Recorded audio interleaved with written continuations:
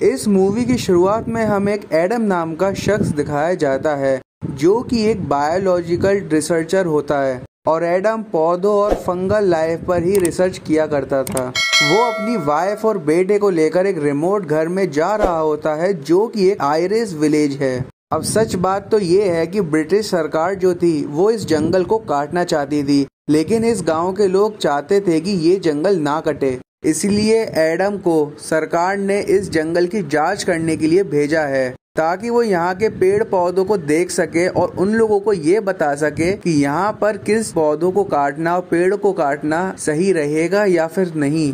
अब इसके बाद एडम अपने बेटे को लेकर पेड़ों के सैंपल लेने के लिए चला गया और जब एडम जंगल में होता ही है तभी उसका डॉग तेजी से भौंकता हुआ घने जंगल में चला जाता है और इसीलिए एडम भी उसके पीछे ही चला गया। अब उसने वहाँ पर जाके देखा कि वहाँ पर एक बहुत ही पुराना सा टूटा हुआ घर है। अब जैसे ही एडम उस घर के अंदर गया तो उसने देखा कि उस घर के अंदर उसकी दीवार पर एक मरा हुआ हिरन चिपका हुआ है। जब एडम ने उस हिरन को हटाया तो देखा कि उसके शरीर से काले रंग का एक अजीब सी चीज बाहर निकल रही है और इसलिए एडम उस चीज का भी सैंपल ले लेता है। वहीं दूसरी तरफ हमें एडम की वाइफ को दिखाया जाता है जो कि उस वक्त घर की साफ सफाई में लगी हुई होती है और उसी वक्त यहाँ पर इसी जगह का कॉलम नाम का एक लोकल आदमी अपने बेटे के साथ वहाँ पर आ जाता है और वो आदमी एडम की वाइफ से कहता है कि मैंने तुम्हें पहले भी समझाया था कि यहाँ पर मत आओ क्योंकि ये जंगल बहुत ही खतरनाक है और तुम्हारा बच्चा भी छोटा है। दरअसल ये आदमी एडम और उसके परिवार के यहाँ आने से बिल्कुल भी खुश नहीं था। अब इसके थोड़ी देर बाद वो वहाँ से चला जाता है। अब इसके बाद जब एडम घर पर आता है तो उसकी वाइफ उसे कॉलम के बारे में सब कुछ बता देती है। एडम उस पर कहता है कि वो ये चाहता है कि हम लोग यहाँ से चले जाएं। अब ये कहने के बाद एडम उस काले रंग के पदार्थ पर रिसर्च करने के लिए बैठ जाता है। रिसर्च करते समय वो ये देखता है कि जो उस काले रंग में सेल्स होते हैं उसने देखा कि उसके अंदर जो सेल्स हैं वो अपने आसपास के मौजूदा बाकी सेल्स को भी मार रहे हैं और इसी दौरान एडम की वाइफ आकर यहाँ पर एडम को बताती है कि हमारे बेटे के बिस्तर पर कुछ काले रंग की चीज गिर रही है। एडम तुरंत वहाँ से उठकर अपने बेटे के कमरे में गया, लेकिन उसके बेटे के कमरे में कोई भी काले रंग की चीज नहीं थी, इसलिए वो नीचे आकर अपने काम में दोबारा से लग गया था और तभी इनके बेटे की रोने की आवाज आती है। ये लोग तुरंत भागकर ऊपर जाते हैं, लेकिन किसी ने जल्दी से वहाँ का गेट बंद कर दिया था, लेकिन ये लोग किसी तरह से दरवाजा खोलकर अंदर चले गए। तो वहाँ पर इन लोगों ने देखा कि इनका बेटा बहुत जोरों से रो रहा है और साथ ही में वहाँ की खिड़कियाँ भी टूटी हुई थी। अब ये देखने के बाद इन लोगों को लगा कि गांव वालों ने ये सब किया है और इसीलिए इन लोगों ने पुलिस को भी बुला लिया और उन्होंने पुलिस को ये भी बताया कि आज हमारे यहाँ कॉलम नाम का एक शख्स आया था, क्योंकि एडम को यही लग रहा था कि ये सब उसी ने किया है। अब ये सब सुनने के बाद पुलिस वाला कहता है कि नहीं, ऐसे ही कोई बात नहीं है। दरअसल कुछ दिन पहले ही कॉलम की बेटी जंगल में ही गुम हो गई थी और इस विलेज के लोगों का ऐसा मानना है कि जंगल में एक क्रिएचर रहता है जिसका नाम हेलो है और वो लोगों को मार देता है और उनके बच्चे को उठाकर अपने साथ ले जाता है और कॉलम बस यही चाहता है कि जैसे उसकी बेटी के साथ हुआ और किसी के बच्चे के साथ ऐसा कुछ ना हो, इसलिए वो तो आपको सिर्फ एक वार्निंग ही दे रहा था। और रही बात खिड़की टूटने की, तो आपका घर जंगल के एकदम बीच में है, तो कोई भी छोटा सा जानवर या पंछी ये खिड़की तोड़ गया होगा, डरने की कोई भी जरूरत नहीं है। लेकिन एडम को अभी भी कॉलम पर शक हो ही रहा था, इसलिए एडम बाहर आकर टूटी हुई खिड़की की फोटो ले लेता है और तभी वो देखता है कि उसके पीछे अंधेरे में कोई है और वो उस जगह की भी फोटो ले लेता है। और जब उसने फ्लैश के जरिए से देखा तो वहाँ पर उसे एक अजीब सा क्रिएचर बैठा हुआ दिखा और अगले ही पल उसका डॉग भी स्टोर की तरफ देखकर भौंकने लगा। एडम जब स्टोर चेक करने के लिए गया तो वहाँ पर उसे कोई भी नहीं दिखा। अगले दिन एडम अपनी बेटी के साथ मार्केट आ जाता है ताकि वो नई खिड़की खरीद सके, लेकिन वहाँ का शॉपकीपर एडम को कहता है कि खिड़की खरीदने से कुछ नहीं होने वाला, आपको वहाँ पर लोहे की ग्रिल्स लगानी होगी। खैर अब एडम को दुकानदार की बात तो कुछ भी समझ नहीं आती, इसलिए वो खिड़की बनाने का ही सामान लेकर अपनी बेटी के साथ घर के लिए निकल पड़ता है। जिस रास्ते से एडम जा रहा था वो जंगल के बीच में ही था और उसकी गाड़ी भी अचानक से अपना कंट्रोल खोकर बीच में ही रुक जाती है। और जब उसने अपनी गाड़ी का इंजन खोलकर देखा तो उसके इंजन पर वही काले रंग का पदार्थ है जो कि उसने हिरन पर देखा था।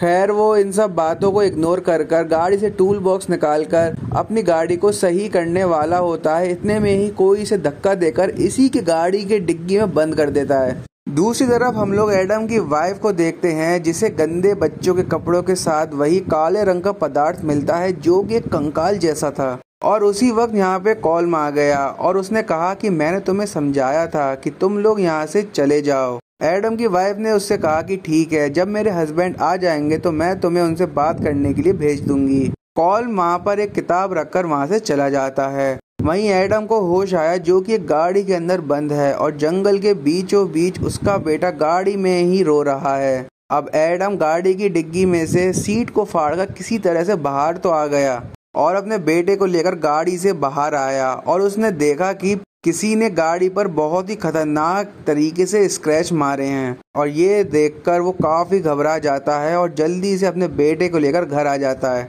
अब इन तीनों को कुछ भी समझ नहीं आता है और ये लोग ऊपर वाले कमरे में जल्दी से चले जाते हैं। और उसी वक्त घर की लाइट भी चली गई जिसके बाद अजीबोगरीब आवाजें पूरे घर में गूंजने लगी।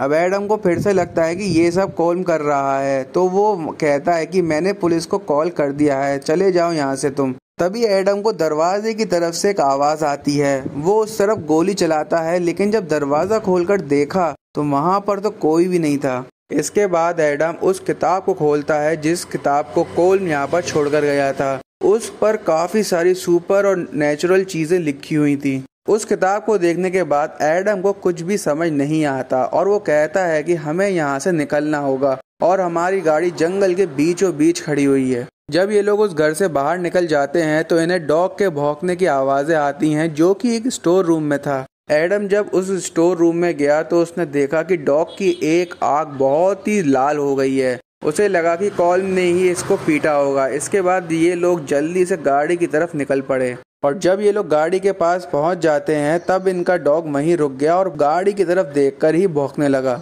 दरअसल वहां पर सामने एक साया होता है जिसके बाद वो डॉग उसका पीछा करना शुरू कर देता है। एडम जब गाड़ी का बोनट खोलता है तो वो देखता है कि वो काले रंग का पदार्थ पूरी बोनट में और भी ज्यादा फैल गया है। एडम वो सारी गंदगी को साफ करने लगा और एडम की वाइफ जो गाड़ी में बैठी थी जब उसने पीछे मुड़कर देखा तो उसने देखा कि पीछे बहुत सारे साए हैं जिन्हें देखकर वो काफी डर जाती है। अब इसके थोड़ी देर बाद जब गाड़ी स्टार्ट हो गई और गाड़ी की हेडलाइट जली तो सामने भी बहुत सारे क्रिएचर्स थे जो काफी खौफनाक दिख रहे थे और वो यहाँ पर इन लोगों को मारने के लिए आए थे। अब एडम जल्दी से गाड़ी के अंदर आ गया और ये लोग वहाँ से भागने लगे।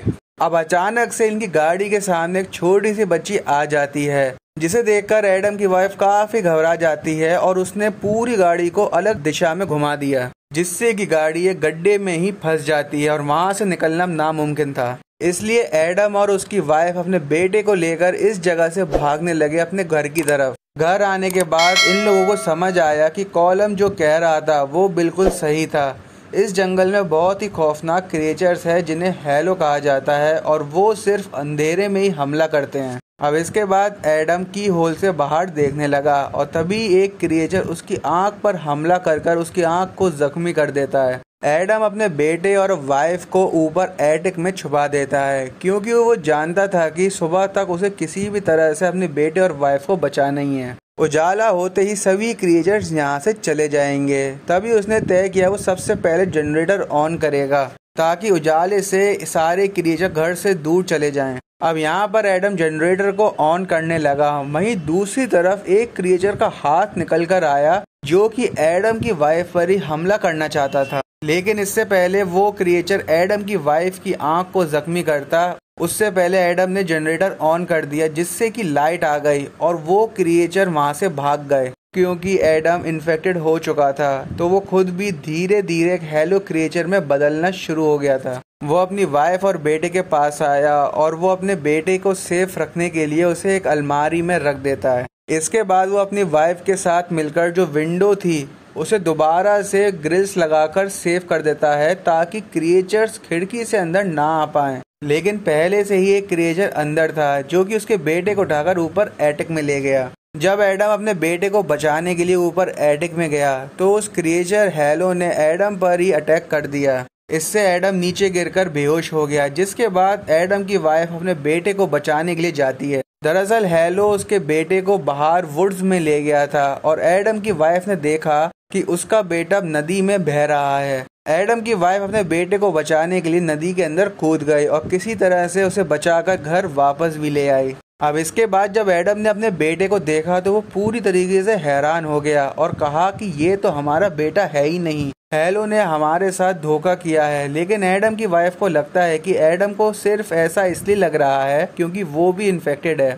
इसलिए वो कील बच्चे के सर पे रखते हुए कहता है कि मुझे अपना असली चेहरा दिखाओ।